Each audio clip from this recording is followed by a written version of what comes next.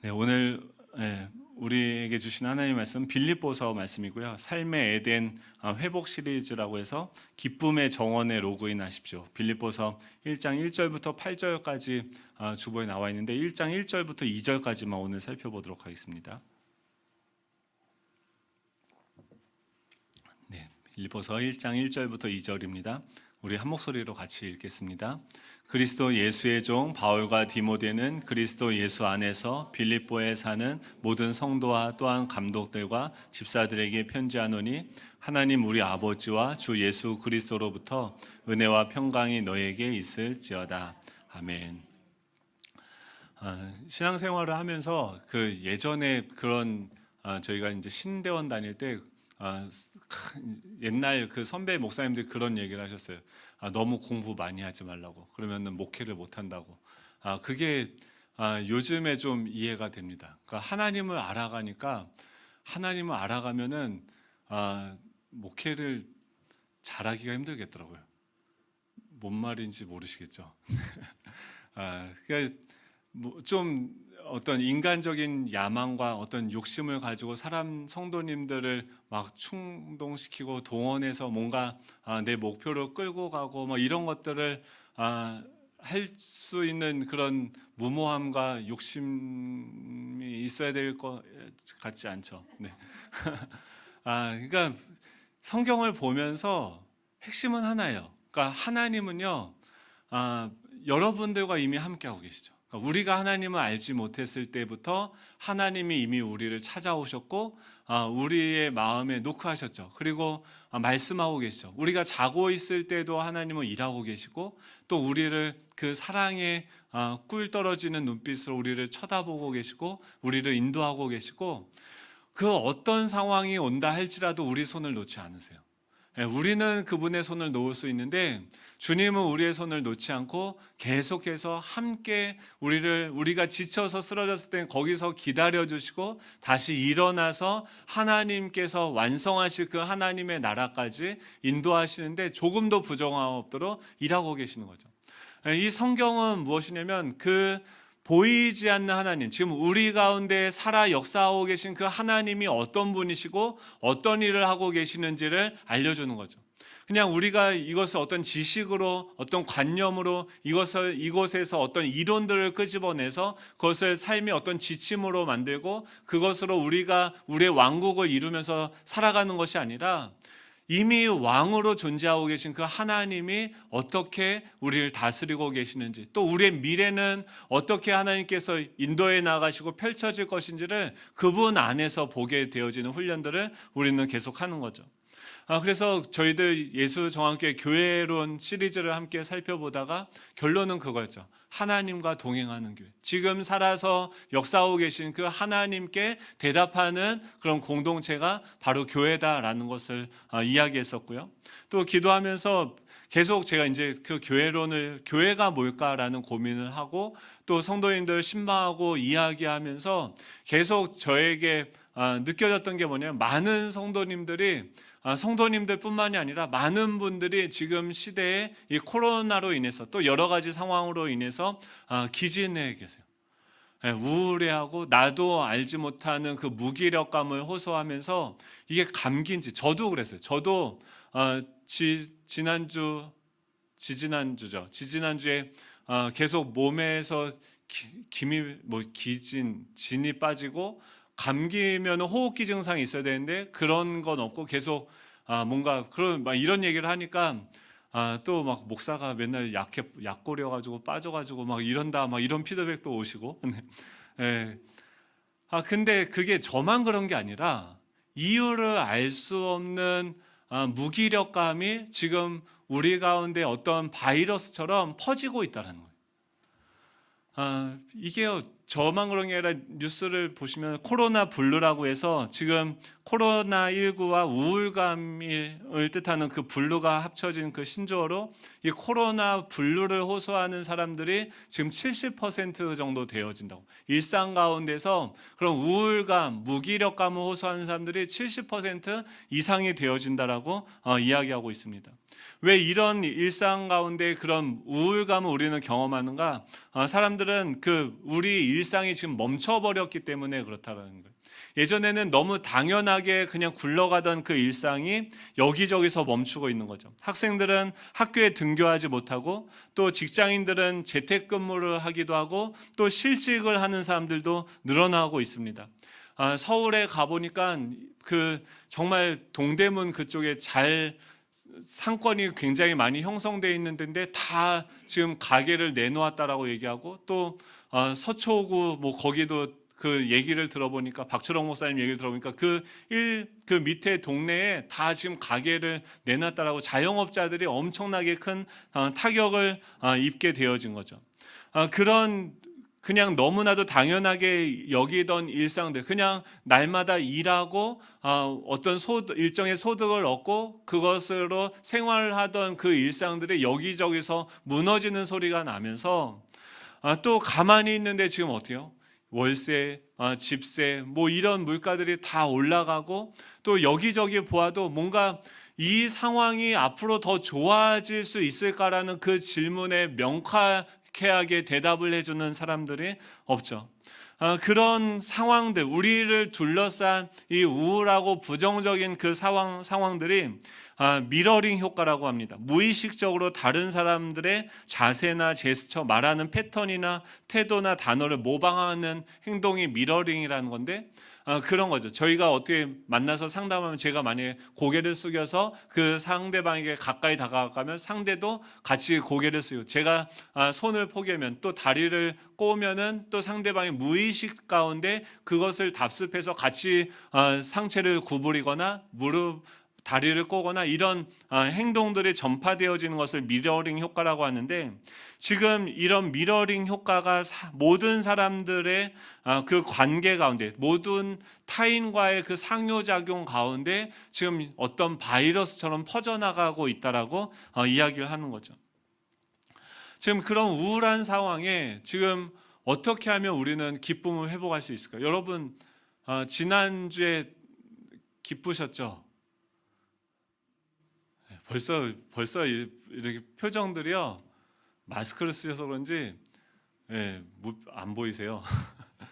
그러니까 어떤 분이 그 TV에 나와서 웃으라고 사진을, 아이들이 부모님, 아버지한테 사진을 찍으려고 웃으라고 하는데 웃지를 못하시는 거예요. 왜냐하면 근육이 너무 오랜 시간 동안 웃질 않아서 웃는 근육이 움직이질 않는 거예요. 그래서 계속 웃으라고 사진 찍으려고 하면서 웃지 못하는 아버지를 보고서 굉장히 슬펐다라는 얘기를 지난주에 들었는데, 우리도 그렇죠. 우리 주변에 있는 그 사람들의 부정적이고 매스컴을 통해서, 수많은 상황들을 통해서 우리에게 들려지는 그 소식들이 막 기쁘고 좋은 것보다는 우울하고 무기력한, 정말 그 상황에서 내가 뭔가 할 수 있는 게 아무것도 없다라는 그런 것들을 경험하게 되고, 그 우울한 상황에서 우리는 스스로 탈출하기 위해서 여러 가지 것들을 접속하게 되어지는 거죠.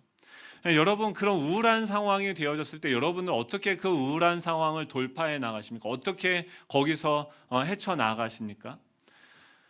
이런 우울한 상황에서 지금 이 에덴 동산, 그러니까 지금 에덴을 회복하고 또 기쁨을 회복하고자 빌립보서를 함께 살펴보려고 해요. 지금 이 빌립보서는 뭐냐면, 그렇죠. 네, 하나 둘. 네, 주무시면 안 됩니다. 그러니까 대부분 사람들이 어떻게 그 우울감을 극복해 나가려고 하냐면, 요즘 그 환불 원정대라고 아십니까? 아십니까? 네. 그러니까 지금 TV도 이제 좀 바뀌었어요. 그러니까 다들 사람들이 이런 우울함을 호소하니까 TV에서 센 언니들을 이렇게 초청했어요. 그러니까 가수 활동을 하다가 안 하는 분들, 그러니까 50대, 40대, 30대, 20대를 한 팀으로 구성을 해서 엄정화, 이효리, 제시, 또 뭐 이름이 있는데, 아무튼 그 20대 젊은, 근데 공통점이 뭐냐면 센 언니래요.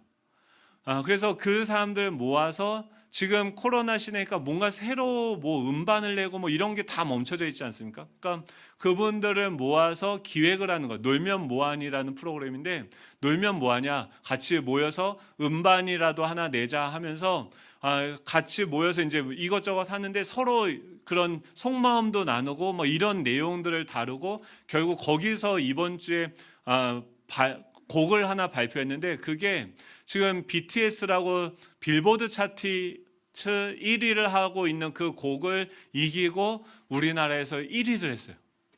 별로 안 놀라실 줄 알았습니다. 뭐 그 부르든 말든 나랑 무슨 상관이야.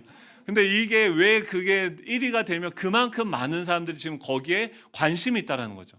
그리고 그걸 보고 경험했다는 거예요. 근데 이 프로그램 제작자는 뭘 의도하고 이걸 하는 걸까요? 그걸 보면은 그 센 언니, 누가 보기에도 세 보이고 누구 혼자서라도 사막에 갖다 놔도 살 수 있는 것 같은 사람이 4명이 모였는데, 그 사람들이 각자 만나서 자기 속마음을 얘기하는데 뭐냐면은 자기도 잠을 못 잔다는 거예요.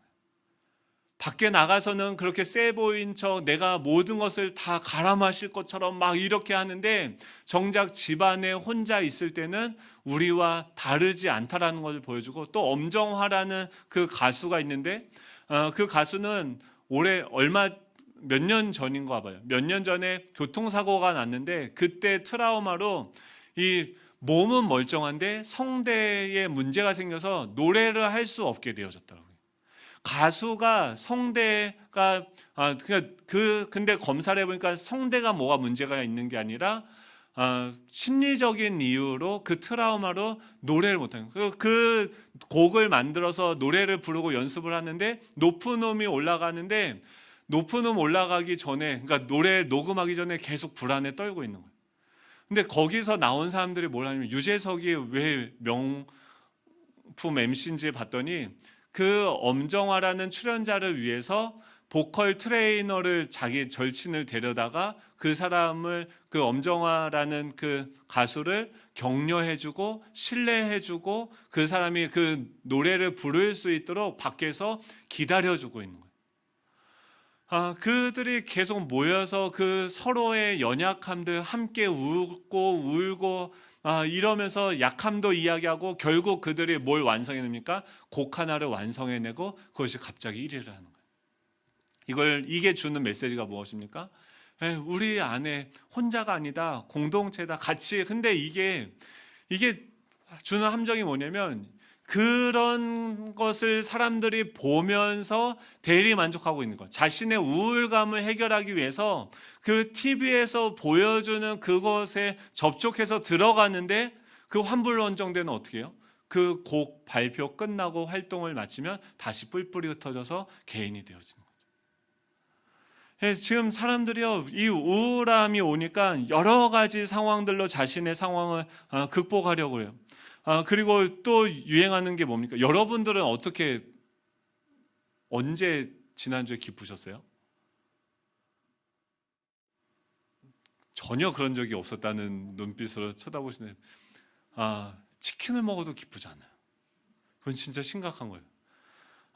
사람들이 맛있는 것을 찾고요, 먹고요. 요즘에 사람들이 그것을 해결하기 위해서 게임을 합니다. 게임을 왜 하냐면, 여러분은 게임을 안 하시죠?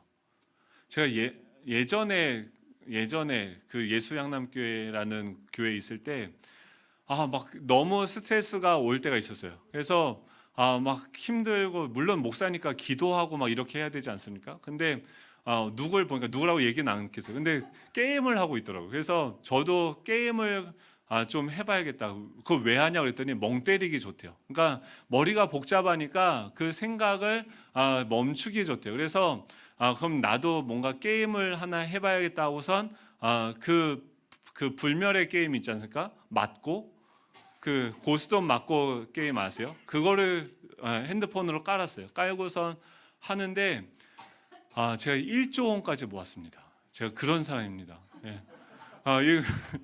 고스톱을 하는데 이게 얼마나 딱딱 맞아주고, 뒤집으면 쌍피가 싹싹 와주면서 착착착 다 묻어 하면서, 거기서 이게 피가 다 쏟아져서 저한테 딱 와서 탁탁탁탁 막 되는데, 그때 그 기쁨을 아십니까? 이게 고스톱 맞고가 두 종류가 있어요. 그러니까 다른 분이 들어와서 실제로 사람과 사람이 그 온라인상에 만나서 하는 게 있고 컴퓨터랑 하는 게 있는데 저는 다른 사람하고 하면은 다 지더라고요. 근데 컴퓨터랑 하는 거는 하면 무조건 이기게 해줘요. 그래서 하면서 그 점수가 계속 올라가면서 계속 게임을 왜 사람들이 중독이 되면 이 게임이 우리를 계속 칭찬해요. 게임은 얼마나 정직하냐면 내가 쏟아부은 노력만큼 보상이 주어져요. 근데 현실은 그렇습니까? 현실은 그렇지 않죠. 내가 아무리 열심히 일하고 노력하고 뭐 한다 할지라도 회사에서 월급을 받고 일하고 있으면 그 성과는 누군가가 가져가는 성과가 되는 거죠. 또 그 사람들에게 기계적으로 그냥 종 부리듯이 그런 대우를 받으면서 어쩔 수 없이 먹고 살기 위해서 인간이라는 그 존재성을 다 상실한 채로 그냥 먹고 살기 위해서 일을 하면서 살아가는데 게임은요, 들어가면은 저를 환영해주고 축복해주고 격려를 해줘요. 점수로. 그래서 점수가 여러분 1조 원이 넘는 돈이 그 게임 머니로 있을 때 그 기분을 아십니까? 네, 하지 마세요. 새우깡도 못 사 먹더라고요. 그거를 보면서 사람들은 뭘 찾는 거예요? 게임을 하면서 뭔가 인정받고 내가 눈에 보이는 세계에서 얻지 못하는 보상을 그 사이버 현실에서 받으려고 하는 거죠. 막 요즘에도 계속 그런 기진한 것들이 막 이렇게 오니까 제가 아는 목사님이 그렇게 조언해 주시더라고요. 캠핑을 가라고. 요새 그래서 또 유행하는 게 뭐냐면 캠핑이에요. 캠핑 가면은 뭐 하죠? 네, 텐트를 쳐요. 텐트를 치고 캠프를 가래요. 그러니까 일단 너가 있는 장소에서 벗어나라는 거예요. 벗어나서 아무것도 뭐 이렇게 지금 생각하고 보고 일단 공간을 떠나가야지 너가 머리가 쉴 수 있다라고 얘기를 해요. 그래서 그럼 캠핑 가면 뭐 하냐고 캠핑 도구도 엄청 많이 사셨더라고요. 그래서 캠핑을 가서 텐트를 치고 텐트를 치는 거 온 가족이 이제 텐트를 막 치고 바닥을 고르고 그런 일들을 하면은 이제 땀 흘리고 같이 몸을 움직이잖아요. 그리고 나서 뭐 하냐고 하면 라면 끓여 먹는대요. 불을 켜고 라면을 끓여 먹고 또 저녁에 뭐냐면은 이 화롯대에다가 모닥불을 펴놓고선 불멍이라고 해서 그 불이 계속 장작이 타오르는 것을 그냥 멍하니 보고 있다라고 얘기해요. 그런 방식으로 지금 내가 겪고 있는 그 복잡한 생각들 또 부정적인 그런 감정들을 멈추게 하는 방식으로서 이 사람들은 이 우울감들을 해결해 나가려고 하는 거죠. 여러분들은 그런 우울감이나 이런 어려움들이 올 때 어떤 방식으로 해결을 하십니까? 지금 이 사도 바울은 왜 지금 빌립보서를 보내면 이 빌립보서가 별명이 있는데 그게 뭐냐면 기쁨의 서신입니다. 이 빌립보서는 바울이 로마 감옥에 갇혀 있을 때 쓴 편지예요.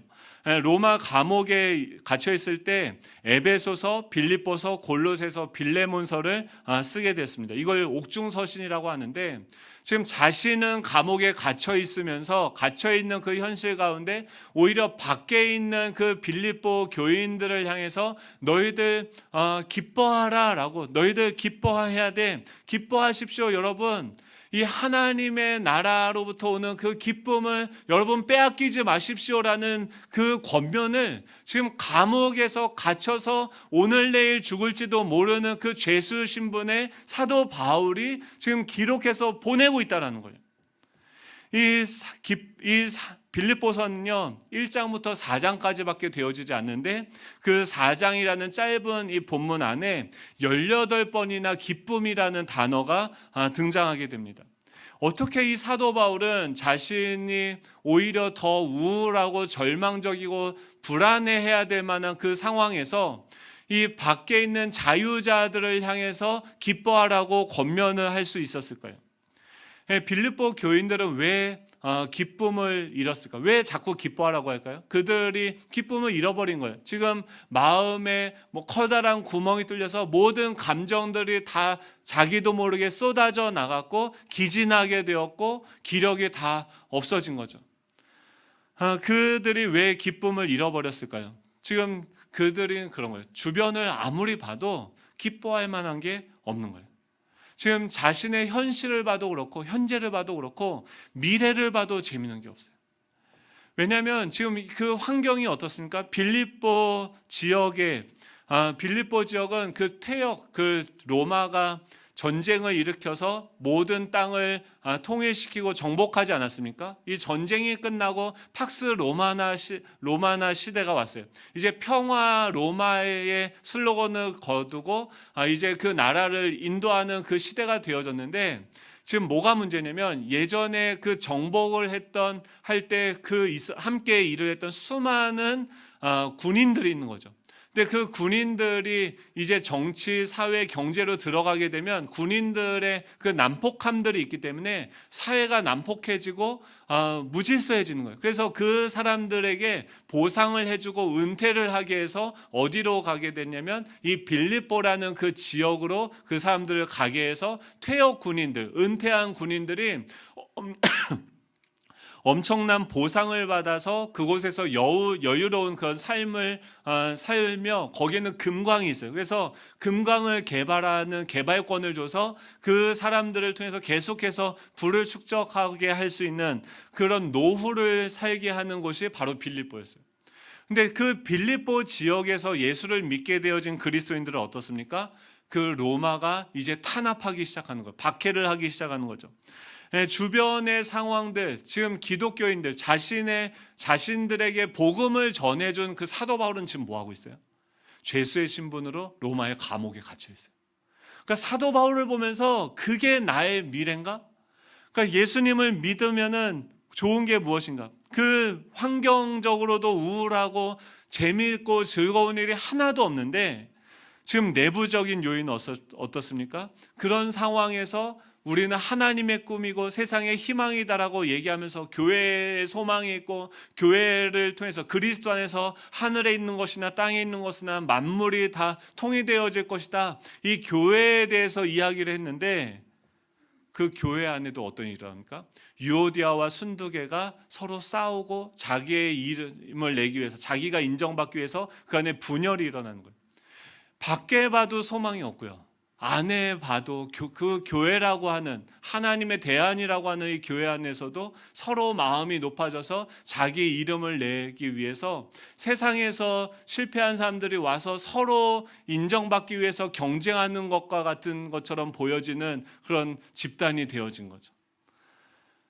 그런 상황들을 보면서 이 빌립보 교인들은 어떻게 해요? 그 내부적인 요인, 밖에 환경적인 요인이 미러링 되면서 그들 안에 기쁨을 다 강도처럼 훔쳐가 버린 거죠.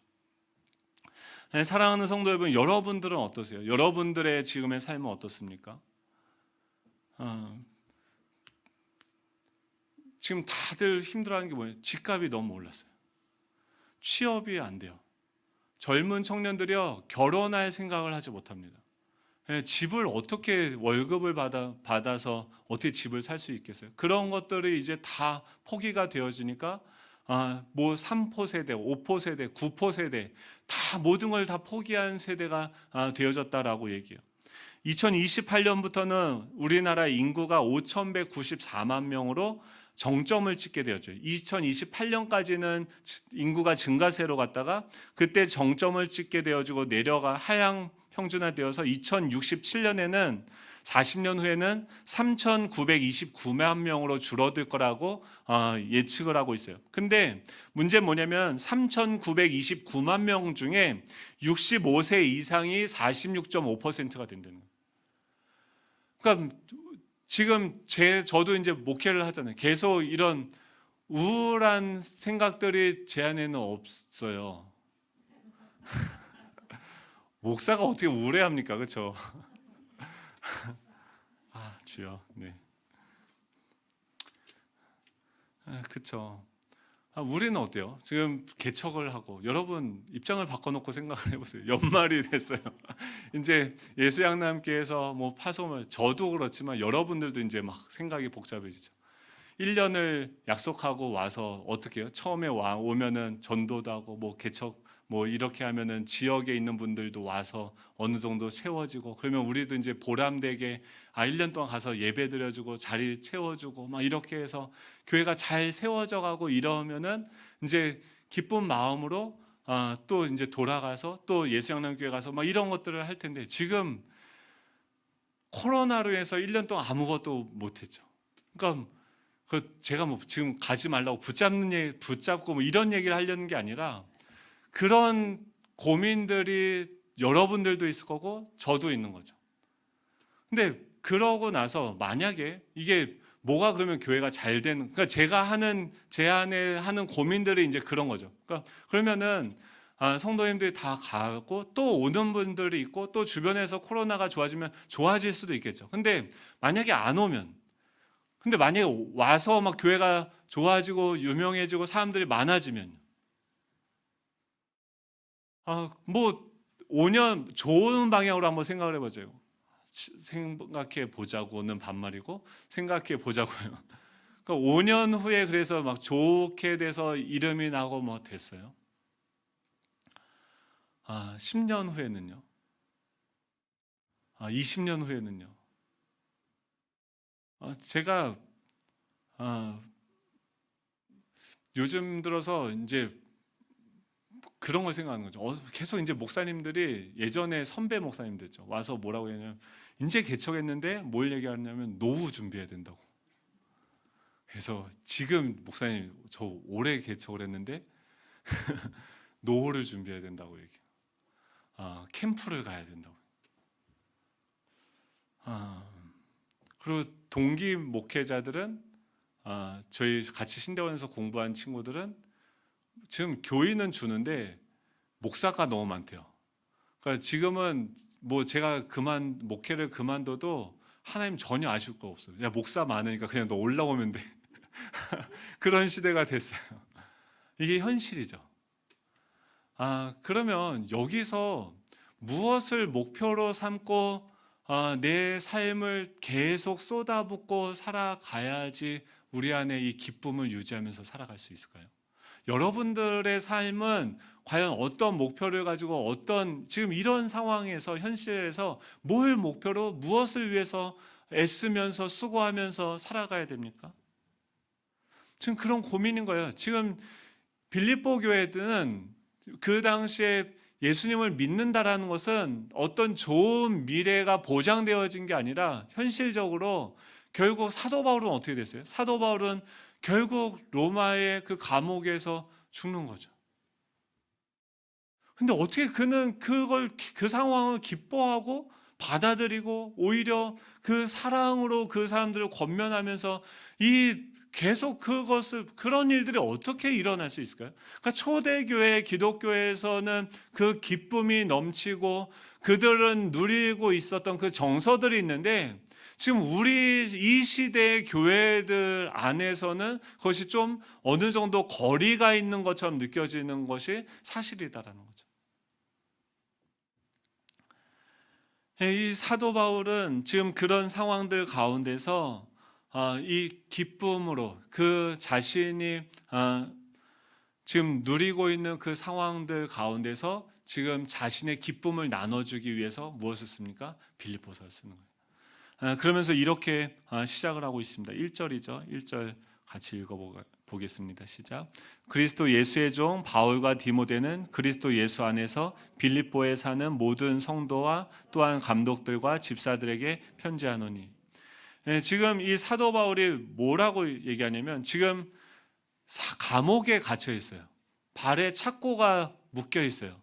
세상이 우리를 가두어 놨어요. 세상이 그 바울을 가둬 놓고 꽁꽁 묶어두고 아무것도 하지 못하게 하고 있는데, 그 안에서 뭐라고 하냐면, 주 안에서 항상 기뻐하라, 내가 다시 말하노니 기뻐하라, 능동태로 이것을 이야기하고 있어요. 그 말은 뭐냐면 그 안에도 그 기쁨이 있었다라는 거죠. 여러분, 하나님께서 우리를 창조하실 때 가장 먼저 어디다 두셨는지 아세요? 에덴 동산이라는 곳에 두셨어요. 에덴 동산은, 에덴의 뜻이 무엇입니까? 기쁨이라는 뜻이요. 그러니까 기쁨의 동산에 우리를 두시면서 하나님은 우리와 그 기쁨의 교제를 하며 살아가도록 이 세상을 창조한 거죠. 하나님이 우리를 기뻐하시고 또 우리가 우리 자신을 기뻐하고 우리가 타자를 기뻐하고 우리가 세상을 기뻐하면서 이 세상을 경영하도록 하나님은 우리를 만드셨어요. 근데 지금 거기에 죄가 들어오면서 모든 것이 다 깨어진 거죠. 그래서 지금 어떻게 자기가 하나님이 되어서 내 상황에 기쁨을 창조해내기 위해서 수많은 곳으로 접속해서 들어가는 거죠. 아까 어떤 분들은 그 환불 원정대를 보면서 노래를 들으면서, 어떤 사람들은 맛있는 것을 먹고, 어떤 사람들은 미용을 이야기하고, 어떤 사람들은 캠핑을 하고, 다양한 세상에 여러 가지 그 기쁨의 방들이 있는데 그 방으로 접속해서 그곳에 들어가서 그 방이 주는 기쁨을 자신 안에 채우는 일을 하죠. 근데 지금 이 사도 바울은 어떤 방에 있냐면 감옥이라는 어둡고 캄캄한, 자신을 사방이 다 막고 가둬놓은 그 방 안에 있는데 그는 거기서 어디로 들어가요? 이 기쁨의 정원 에덴으로 들어가요. 하나님의 임재 가운데 들어가는 거예요. 사랑하는 성도 여러분, 여러분들도 우리가 들어가야 되는 곳이 어디입니까?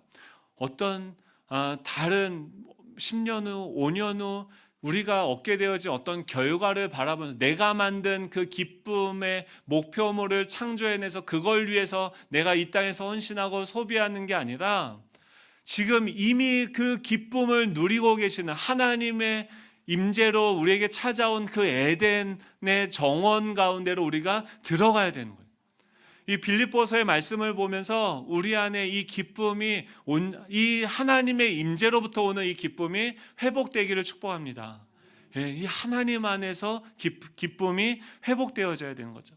그 기쁨의 정원에 들어가기 위해서 지금 사도 바울이 그들에게 편지를 쓰는데 뭐라고 자기를 수식하고 있습니까?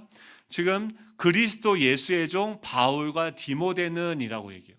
자기를 수식하는데 여러분은 다른 사람에게 자기를 소개할 때 뭘로 여러분을 소개하십니까? 그런 분 있어요?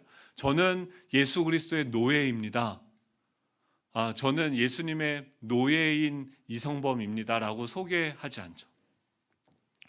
이 사도 바울은요, 자랑할 것이 많았어요. 길리기아 다소 출신의 사람이었습니다. 교육의 도시요. 그러니까 외국의 보스턴처럼 그 외국의 유명한 그 유학하고 공부하는 그런 학교들이 몰려있는 그곳에서 학창시절을 보냈어요. 그리고 나서 거기서 공부를 다 마치고 신학을 어디서 했냐면 이 고국의 외국에서 잘 나가다가 엄청난 학벌을 가지고 있다가 고국의 신학교로 와서 그것을 다 뒤로 하고 정통 율법을 전공하기 위해서 가말리엘의 문화에 들어가서 율법을 능통하게 됩니다. 학벌로 얘기하면 이 사도 바울을 따라올 수 있는 자가 없어요. 외국어도 능통하고 또 외국의 문화뿐만이 아니라 유대교에 대해서도 능통한 사람이에요. 또 혈통은 어떻습니까? 또 베냐민 지파였고 율법으로는 바리새인이었어요. 지금 우리는 이 베냐민 지파다라고 하면 별 느낌이 없지만 왕가의 후손이에요. 그리고 율법으로 바리새인이라고 하면 그 당시에 모든 사람들이 다 존경하는 그런 사람이 바로 바리새인이었습니다. 그것뿐만이 아니라 날 때부터 로마의 시민권도 가지고 있었어요. 그 당시에 지금 이 사도 바울이 빌립보 감옥에 처음에 복음 전도 여행을 갈 때 갇혔을 때 그 빌립보 감옥에 갇혀져 있을 때 어떻게 감옥에서 나옵니까? 처음에 그 밤에 찬양하고 기도하는데 그 감옥이 진동하면서 착고가 풀리고 거기서 찬양했는데 그 사도 바울이 거기서 나가지 않아요. 다 풀어졌는데도 나가지 않아요. 그러고 나서 그 다음날 어떻게 하냐면 자기를 거기에 가두고 매를 때린 사람들에게 그렇게 항소합니다. 뭐라고 얘기하면 지금 내가 로마의 시민권자인데 너희들이 어떻게 나에게 정당한 재판 절차도 거치지 않고 지금 나에게 이런 위해를 가하느냐라고 하니까 그곳에 있는 사람들이 깜짝 놀라면서 사도 바울을 내어주게 되었죠. 그 당시에 로마 그 시민권을 가지고 있다는 것은 이 어디서든지 합법적으로 재판을 받을 수 있는 권리를 가지고 있었어요. 또 엄청난 권리들이 많았는데 만약에 유죄로 판결이 된다 할지라도 체면을 손상당하지 않을 권리가 있었습니다. 또 잔인한 형벌을 당하지 않은 권리가 있었고, 또 자백을 받아야 될 목적으로 고문이나 채찍질 등을 그 로마 시민권을 가진 사람들에게는 할 수가 없었어요.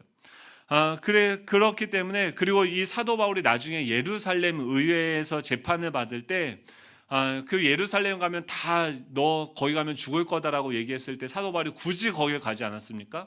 근데 거기에 40명이나 되는 열혈 유대인들이 이 사도 바울을 죽이기 위해서 기다리고 있었다라고 얘기를 해요.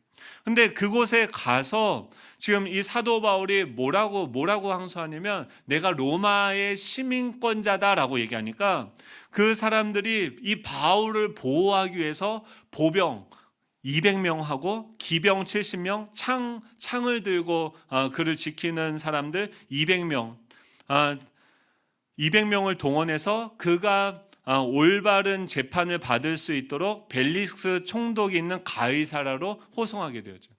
이 죄수 한 명이 로마의 시민권자라고 이야기하니까 그 사람을 보호하기 위해서 보병 200, 기병 70, 창병 200명이 동원이 되어져서 그 바울을 보호하고 그 재판을 받을 수 있도록 이동하는 시스템들이 그 안에 이루어지는 거죠. 지금 이 사도 바울이 로마의 시민권을 가지고 있다는 것은 엄청난 사실이에요. 그런데 지금 사도 바울이 뭐라고 자기를 소개하고 있냐면, 그 시민권도 아니고 자신의 학벌도 아니고 혈통도 아니고 자신의 어떤 능력 이런 것이 아니라 자기는 그리스도 예수의 종 사도라고 이야기를 하고 있어요. 이게 뭘까? 계속 한 주간 그건 그리스도 예수의 종이라는 거죠. 근데 그걸 계속 묵상하는데, 제가 존경하고 좋아하는 어떤 목사님이 계세요. 그러니까 이분이 광명시에서 목회를 정말 잘하셨어요. 성도님들도 한 1,300명 정도 되는, 작년이 1,300명이 엄청 큰 교회죠. 거기서 목회를 잘하시다가, 근데 신대원 다니면서 그 이재철 목사님이 쓴 그 회복의 목회라는 책을 보고선 거기에 이재철 목사님이 주님의 교회를 담임하고 10년째 되는 해 그냥 사임하고 스위스로 떠나세요. 그래서 그걸 보면서 나도 이런 개혁적인 목회를 해야겠다고서 하나님한테, 하나님 나도 담임 목사로 세워주신다고 하면 거기서 10년만 목회라고 바로 사임하겠습니다라고 그 책을 보다가 감동을 받아서 그렇게 하나님한테 헌신을 했다고 하더라고요. 근데 그건 그냥 책 읽다가 감동이 와서 지나간 거니까 그냥 지나가고, 그 교회에서 부임해서 열심히 이제 사역을 했는데 까맣게 그 사실은 잊어버리고 있었는데, 10년째 목회를 하다가 10년째 되는 해 갑자기 알 수 없는 질병이 그에게 찾아왔어요. 그래서 몸이 아픈 거예요. 그래서 계속 아프고 병원에 가서 검사해도 어디가 왜 안 좋은지 검사 결과로 나오지 않는 거예요.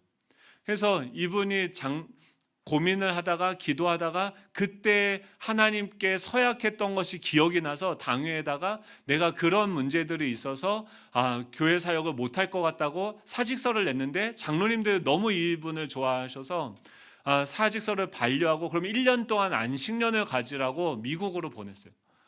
그리고 결국 이분이 이제 거기서 마음의 결정을 하게 되어지고 그만두겠다라고 했는데, 그러고 나서 몸이 좋아지셨어요. 근데 그 교회에서 얼마나 이분을 좋아했냐면, 사임하고 나서 이제 개척을 하든 한다고 하니까 그 교회에서 12억을 모아서 개척 자금으로 쓰라고 그냥 드리겠다라고, 그 정도로 그분을 신뢰하던 그런 관계였어요. 근데 그분이 그 뒤에도 여러 교회에서 콜링이 있었는데 거길 가지 않고 어떤 사역을 시작했냐면 CTCK라고 목회자들의 교회 개척 훈련을 돕는 사역이에요. 그리고 TGC라고 이 복음적인 그 내용들, 미국 서구권에서 나오는 그런 복음적인 그 내용들을 번역을 해서 한국 교회 안에 공급하는 일들이에요. 이거는요, 누가 알아주지도 않는 거고요. 그냥 계속해서 그 문서 가지고 번역해서 인터넷에 올리고 사람들한테 그냥 계속 보내줘야 되는 일을 해야 되는 거예요. 근데 그 목사님하고 연락할 일이 있어서 제가 카톡을 딱 들었는데 프로필에 그렇게 써 있는 거예요. 모든 게 멈춰섰다. 또다시 고난의 길에 들어서다. 모든 게 하나님의 뜻, 그리고 그분의 사랑. 주님 고맙습니다. 여러분 절대 프로필 그런 걸로 막 우울하셔도 그런 거 올리지 마십시오. 가슴이 철렁하는 거예요. 그래서 전화를 했어요. 아니 이게 형님 이게 무슨 말입니까? 라고 왜 그러세요? 한번 보자고 이제 연락을 한 건데 그분이 그러는 나 월요일날 수술해 그러는 거예요. 그래서 왜 수술하냐고 했더니 담도암에 걸렸대요. 그래서 담도암이 췌장암하고 두 개가 되게 힘든 암이거든요. 그 얘기 들으니까 속상한 거예요. 왜 진짜 빨리 좀 데려가시면 좋겠는 그런 목사님들 많거든요. 근데 꼭 보면은 그런 분들은 오래 살고 계속 어떻게든 막 이렇게 있고, 꼭 진짜 신실하고 건강한 분들은 이상하게 그런 거예요. 그래서 내일 수술해요. 여러분 기도해 주시기 바랍니다. 근데 그분이 통화하는데 그러는 거예요. 그걸 전화 얘기하는데도 그냥 담담하게 나 월요일 수술해서 못 보는데? 왜 수술했냐고 그랬더니 담도암이래. 그 되게 힘든 암이래. 그러니까 기도 좀 해줘 생각나면. 그러고서 그냥 끝났어요. 그래서 근데 그분은 뭐라고 얘기하면 모든 게 하나님의 뜻이래요. 하나님의 사랑이래요. 하나님의 사랑이 이런 게 있습니까? 그러면서 제 안에 나는 왜 힘이 들까? 여러분 왜 힘드세요? 왜 우울하세요? 제가 내년도는 어떻게 될까? 이 교회는 어떻게 될까? 자꾸 그런 걸 생각하는 거예요. 어떻게 되고 사람들이 많이 떠나갔을 때 또 많이 왔을 때 잘 됐을 때 잘 되고 안 되고 구분하는 것도 되게 우스운 건데 그런 내 나름대로의 어떤 기준들을 세워놓고선 그것으로 미래를 예측하고 결론을 짓는 거죠. 근데 5년 지나고 10년 지나고 20년 지나고 제가 진짜 목회를 잘해서 잘했다는 게 정말 좋게 됐어요. 그러고 20년이 지나서 은퇴를 하면은 그때 제 노후는 보장이 돼 있을까요? 제 새 아들이 저를 먹여 살릴까요?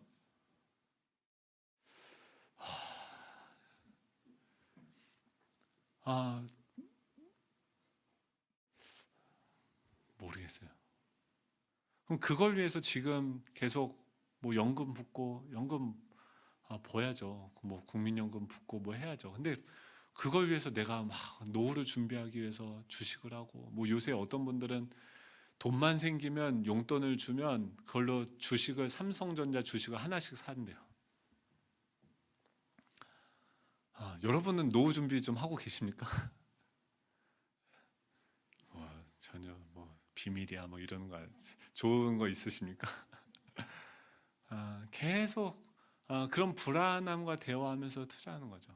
저희 장로님 아까 1부 때 여쭤봤더니 아주 담대하게 고개를 저으시더라고요. 장로님 보면 걱정이 돼요. 맨날 공사로 다니는데 남 좋은 일만 시키는 것 같아요. 우리 어떻게 살아야 됩니까? 뭘 위해서 지금 에너지를 쏟고 이렇게 살아가야 됩니까? 저희 아버지가 월요일 날 이제 점점 어떤 생각이 드니까 나이가 제가 정말 죄송한데 이제 점점 이제 나이가 생각해보니까 이게 너무 금방 지나가는 거예요. 예전에는 이런 생각이 없었는데 저희 아버지도 이제 70이 넘어가셨어요. 그래서 어느 생각해보니까 10년 지나고 20년 지나고를 생각해보니까 20년 후에 또 어떨까라고 했는데 아버지가 그때는 어떨까? 어머니는 그때는 어떨까? 이런 생각이 드니까 이게 시간이 많이 남지 않았구나. 그러니까 자꾸 우리가 뭔가를 헤어지는 일들이 점점 많아지고 이런 것들이 이제 자꾸 피부로 와닿는 거예요. 근데 월요일 날 그래서 이제 어떻게든 어머니는 또 만나면 또 잔소리 하시니까 막 그렇게 기뻐서 이렇게 만나요. 네. 근데 그래도 자꾸 보려고 이렇게 하고, 예전에는 막 교회도 죽어도 우리 교회 오시면 안 됩니다, 맨날 잔소리하고 막 간섭하시게 뻔하니까 오면 안 됩니다라고 하다가, 지금은 무슨 영화를 보겠다고 막 이제 생각이 점점 바뀌는 거예요. 그러니까 내가 뭘 위해서 부모님도 교회를 못 오게 하면서 나타내고자 이루고자 하는 그 결과가 뭔지를 다시금 질문하게 되는 거죠. 근데 아버지가 그러는 거예요. 제가 저희 집에서는 장손이거든요. 그러니까 저희 저번에 모였을 때 가족끼리 그런 회의를 했대요. 그러니까 저희 할아버지 할머니를 모신 그 산소를 어떻게 할 거냐, 누군가가 계속 관리를 해야 되는데 어떻게 할 거냐, 그래서 그걸 없애기로 결론을 내렸대요. 그러면서 아버지도 이제 자신은 어떻게 나중에 하면 좋겠는지를 그 얘기를 막 하시다가 살짝 껴서 저에게 얘기를 하시는 거예요. 아버지도 그렇고 어머니도 그렇고. 근데 그 얘기를 듣는데 뭐 이게 먹먹해지더라고요. 지금 우리가 겪고 있는 그 우울감이 어디서부터 옵니까? 결국은 우리 다 헤어져야 돼요. 결국 이 땅에서 언젠가 개인적인 종말을 맞이하게 돼요. 그러니까 미래를 생각하고 그거를 내가 헤쳐나가려고 뭔가를 계속 시도하고 도전하고 미친 척하고 이거를 내가 다 쏟아붓고 한다 하더라도 그것이 나에게 미래를 보장해 줄 것이다라는 확신이 없어요. 근데 이게 코로나가 온 이유만 그렇습니까? 그렇지 않아요. 예전부터 그랬어요. 근데 사도 바울은 그 현실이 지금 바로 코앞까지 온 거예요. 당장 내일 이 죽음이 자기에게 찾아와서 노크하고 그 문을, 죽음이라는 문을 통과해야 될지도 몰라요. 근데 그 죽음이라는 것이 나에게 왔을 때 지금 이 사도 바울이 자기를 뭘로 소개하고 있어요? 그리스도 예수의 종 나 바울이라고 얘기하고 있어요. 여러분의 그 우울한 무기력한 그 모든 상황에서 여러분 어디로 들어가셔야 되면 수많은 방이 있어요. 잠깐의 기쁨, 잠깐의 해결책을 주는 것처럼 여러분들을 미혹하는 수많은 방들이 있어요. 근데 그 방들 중에서 어디로 들어가셔야 되면 예수 그리스도가 다스리고 계시는 그 에덴의 정원 가운데로 들어가셔야 돼요. 거기에 아이디를 입력하셔야 돼요. 아이디가 뭔지 아세요? 주 예수 그리스도의 종이에요. 제가 예수님의 종이면요, 종은요, 제가 5년 후에 10년 후에 제가 이 땅에 뭘 남길지에 대해서 고민하지 않아요. 제가 여기서 뭘 남긴다 하더라도 그건 내 업적이 아니라 예수님의 업적이에요. 이 종이라고 하는 것은 그분이 나의 주인이 되어진다라는 것은 뭐냐면 그분이 나의 전부가 되어지는 거죠. 종은요, 그냥 이거 하라고 하면 하고요, 하지 말라고 하면은 안 해요. 사도 바울이 요새 데살로니가전서 3장 7절에 보면은 이렇게 얘기해요. 형제들아, 우리가 모든 궁핍과 환난 가운데서 너희 믿음으로 말미암아 너희에게 위로를 받았다. 지금 자신이 어떤 상황이면 궁핍과 환난 가운데 있대요. 사도 바울이요, 부자였던 적이 없어요. 다 가난했어요. 환난이 계속 왔어요. 지금 어디에 있어요? 감옥에 있어요. 그 화려한 도시에서 노후는 전혀 준비되어져 있어요. 노후가 뭐예요? 집이 한 칸이 있어요? 연봉이 있어요? 자녀가 있어요? 아무것도 없어요. 근데 그 안에서 지금 위로를 받았다라고 얘기해요. 궁핍과 환난 가운데서 위로를 받았는데 뭐 때문에 위로받았냐면 너희 믿음으로 내가 위로를 받았어 라고 얘기하고 8절에 보면 그러므로 너희가 주 안에서 굳게 선즉 우리가 이제는 살리라 라고 그래요. 사도 바울은요, 그리스도 예수의 종의 관심은 어디 있냐면 지금 자신이 개척한 그 성도들이 기쁘고 살아나고 믿음 위에 그들도 나처럼 이 에덴의 정원 안에 들어와서 거기서 뿌리를 내리고 믿음이 자라가고 거기서 굳게 서는 것, 그 영혼들을 내가 사랑해서 그 사람의 아픔을 위해서 감사하며 기도하는데 그 사람의 슬픔과 아픔과 그 삶의 무게가 나에게 전이 돼서 내가 온몸에 두드려 맞고 아픈 그 가운데서도 오히려 기뻐하는 거죠. 누군가 위해서 기도한다는 건요, 그 사람의 아픔을 나눠주는 거예요. 나눠지는 거예요. 이거 아픈 일이에요. 힘든 일이에요. 헤어져야 돼요. 근데 그 헤어질까봐 그 두려움 때문에 사랑하지 못하는, 사랑하는 것이 두려워하는데 그것을 그냥 무시해버리고 사랑하기로 결단하는 거죠. 여러분, 그 가운데 가서 이 사도 바울에게 기쁨, 나한테 기쁨이 있다는 건 뭐예요? 하나님이 사랑하는 그 사람을 내가 사랑하는 거예요. 내 안에 계신 그 주님이, 나를 에덴의 정원으로 인도하시는 그 주님이 또 초대하는 그 사람들에게 나아가는 거예요. 제가 이번 주에 찬양을 하는데 오늘 우리 불렀던 이 노래 있지 않습니까? 저 장미꽃 위에 이슬, 이거를요, 제가 영어를 좋아하지는 않습니다. 근데 영어 원어로 제목이 뭐냐면 I come to the garden alone이요. 그러니까 나 혼자 가든에 온다라는 뜻이에요. 이거 이따 제가 카톡방에 한번 올릴게요. 한번 가사를, 영어 가사를 들어보세요. 해석하면 나 혼자 가든에 와요. 정원에 와요. 근데 거기 뭐가 있냐면 이슬이 아직 장미에 있는 동안, 아직 저 장미꽃 위에 있을 아직 맺혀 있는 그때라고 얘기하는데, 지금 나 혼자서 가든에 오는데 그 정원으로 들어가는 거죠. 들어가는데 거기 뭐가 있냐면 이슬이 아직 장미에 있어요. 아침 새벽이겠죠. 그때 근데 거기에서 거리는데 and the voice I hear falling on my ear, 내 귀에 그 소리가 들려지는데 그 소리가 내 귀에 떨어지는 거예요.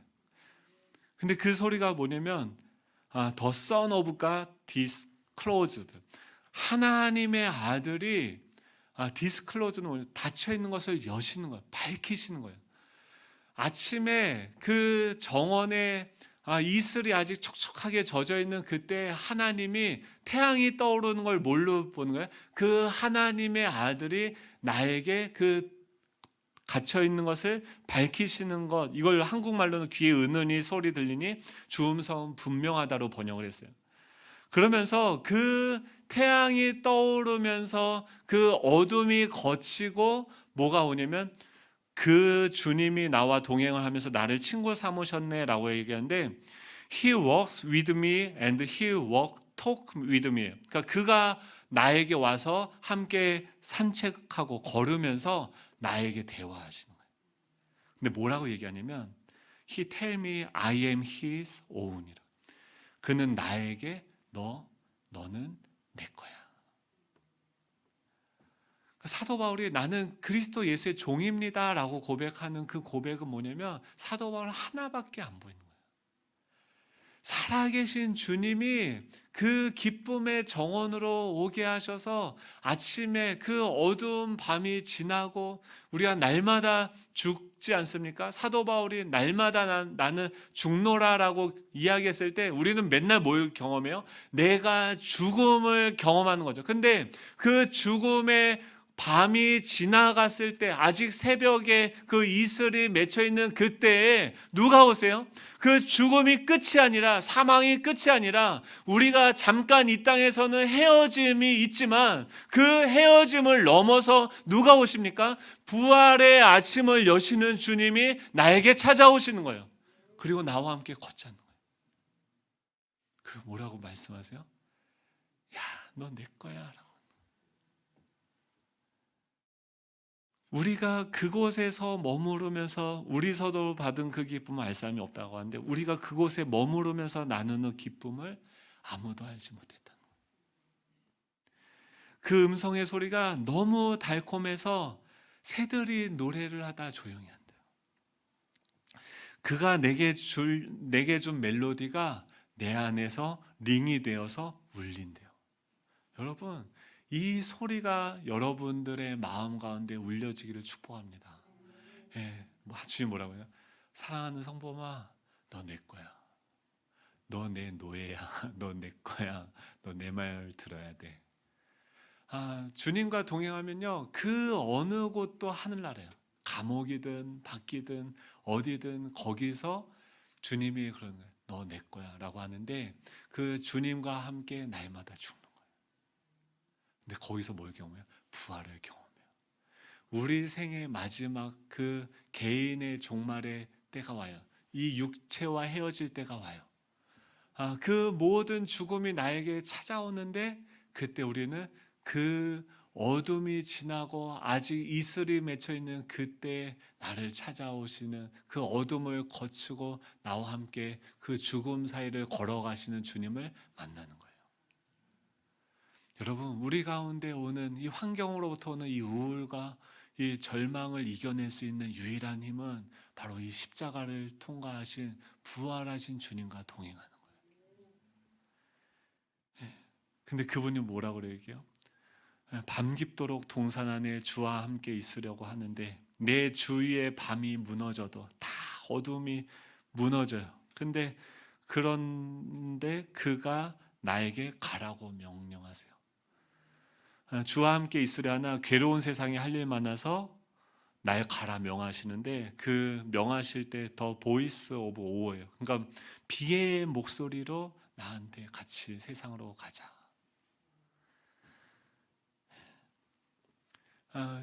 그 아침에 들려온 그 주님의 음성이 내 안에서 울리고 그 소리가 나를 이끌고 우리 일상 가운데 가서 우리는 거기서 죽음을 경험하는 거예요. 언제요? 날마다 죽음을 경험하는 거예요. 날마다 이별을 연습하는 거예요. 제가 아버지가 그런 얘기하는 너무 속상하고 먹먹한 거예요. 이 헤어진다라는, 내가 아버지한테 어머니한테 뭐 해드린 것도 없고 또 우리 아이들과도 언젠간 헤어져야 되는구나. 우리가 언젠가는 한 번은 이별이 있구나. 이 사망이 우리에게 다가오고 있기 때문에 거기서부터 모든 사람들이 우울한데, 근데 이 말씀은 그건 뭡니까? 주는 그리스도시요 살아계신 하나님의 아들이고 또 내가 예수 그리스도의 종이다라는 그 소리, 너는 내 거야라는 그 소리는 어떻게 합니까? 그 죽음을 여는 그 패스워드로 통과하게 하는 거죠. 사랑하는 성도분, 여러분 어디에 로그인 하십니까? 글로 들어가셔야 돼요. 예수님밖에 없어요. 그 길밖에 없어요.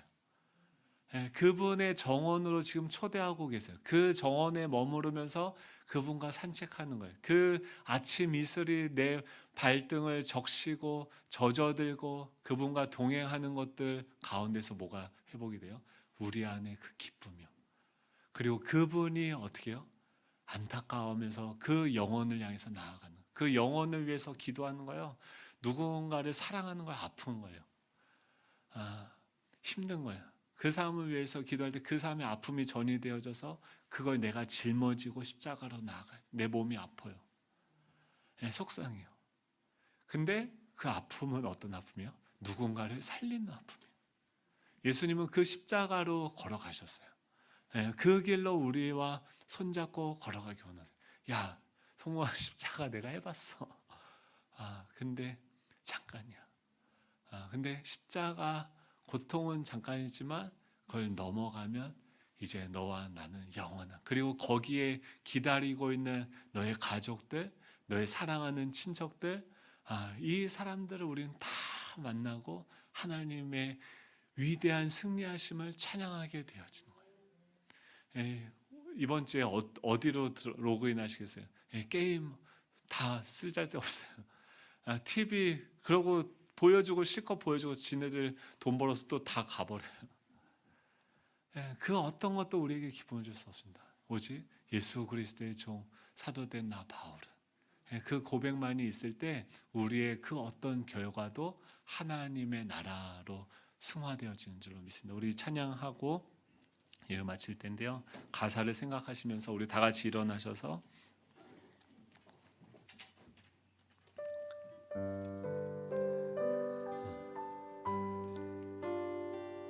우리 가사를 생각하면서 우리 찬양하며 나아가도록 하겠습니다.